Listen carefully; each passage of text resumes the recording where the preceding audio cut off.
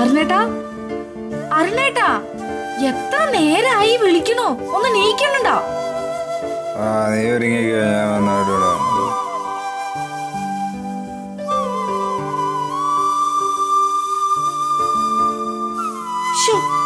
ഇന്നും ഇനി വൈകും. ഇനി ഞാൻ വിളിക്കില്ല കേട്ടോ.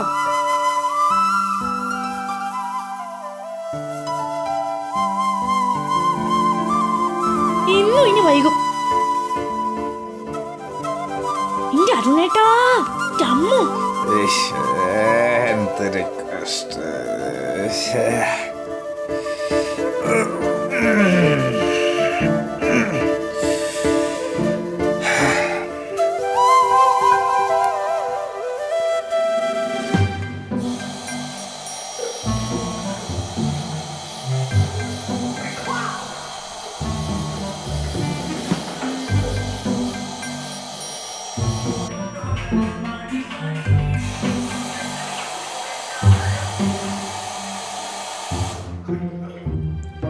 ഹലോ.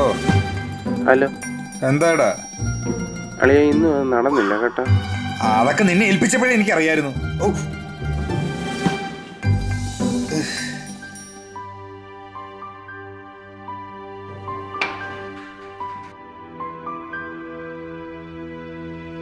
അച്ഛാ, കണ്ണന് പാല് കൊടുക്കുമ്പോ 1 മിനിറ്റ് ഒന്ന് ചൂടാക്കണം കേട്ടോ.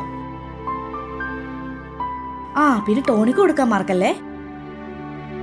അത് പിന്നെ കഞ്ഞിക്ക് ശേഷം ആയാലും മതി. അഞ്ചു കാറിന്റെ കൂടെ പോയി. അതാ ടേബിളിന്റെ മുകളുണ്ടല്ലോ.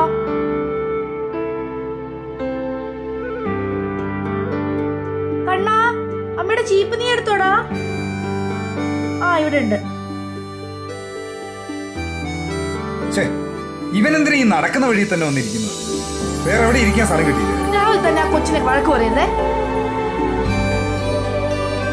കണ്ണാ, നീ ആ സോഫയിൽ അങ്ങനെ കയറി ഇരുന്നോട്ടോ. അച്ഛാ, കണ്ണനോട് മലയാളം കഥയും പറഞ്ഞോണ്ടിരിക്കരുത്. ABC ചാനൽ വെച്ചാ മതി. അറിയാലോ, അടുത്ത മാസം അവന് ഹിന്ദി സ്റ്റാർട്ട് ചെയ്യുക. ഉള്ള നേരത്ത് വല്ല ഇംഗ്ലീഷ് ലെറ്റേഴ്സും പറഞ്ഞു കൊടുത്താൽ അവൻ എന്തെങ്കിലും മനസ്സിലാവും. അച്ഛാ, ഞാൻ പറയുന്ന പോലെ മനസ്സിലാവുന്നുണ്ടോ? എവിടെ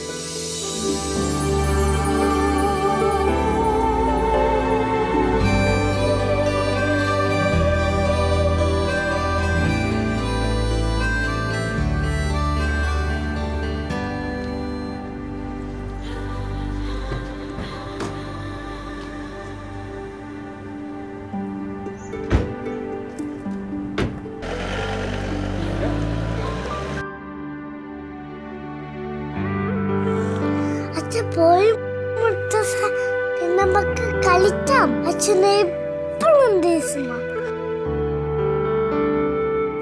നമ്മളിനി എന്ത് കളിയാണ് കളിക്കാ ചക്കരക്കുട്ട?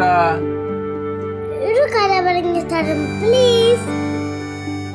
ഇങ്ങോട്ട് വാ എന്റെ ചക്കരക്കുട്ട. ഏത് കഥയാണ്?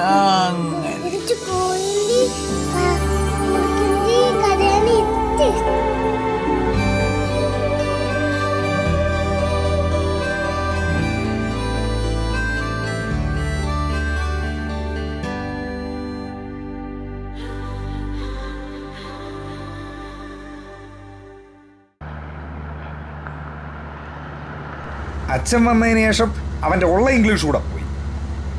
കഴിഞ്ഞ ദിവസം ഞാൻ നോക്കുമ്പോൾ അവനെ അരിയിൽ എഴുതി പഠിപ്പിക്കുക.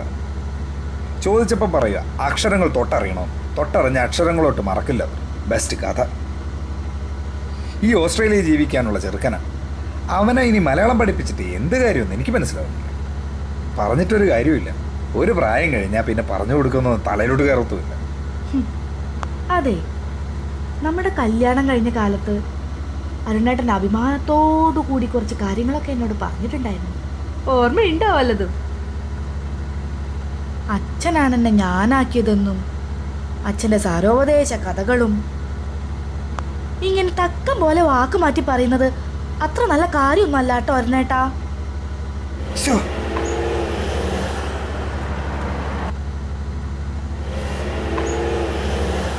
ഇല്ലെന്താ എടുക്കാൻ പറഞ്ഞേ? അതറിഞ്ഞിട്ട് നിനക്കെന്ത് കാര്യം?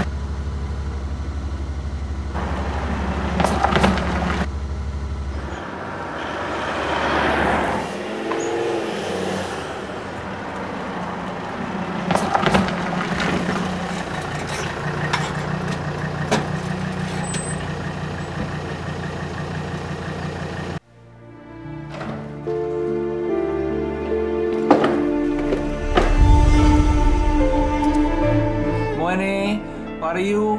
ഈ ഈ ഇനി നമുക്ക് എഴുതാം. ഇങ്ങനെ ഇവിടുന്ന് തുടങ്ങി ഇങ്ങനെ എടുത്ത് വളച്ച് ഉരുട്ടി ഈ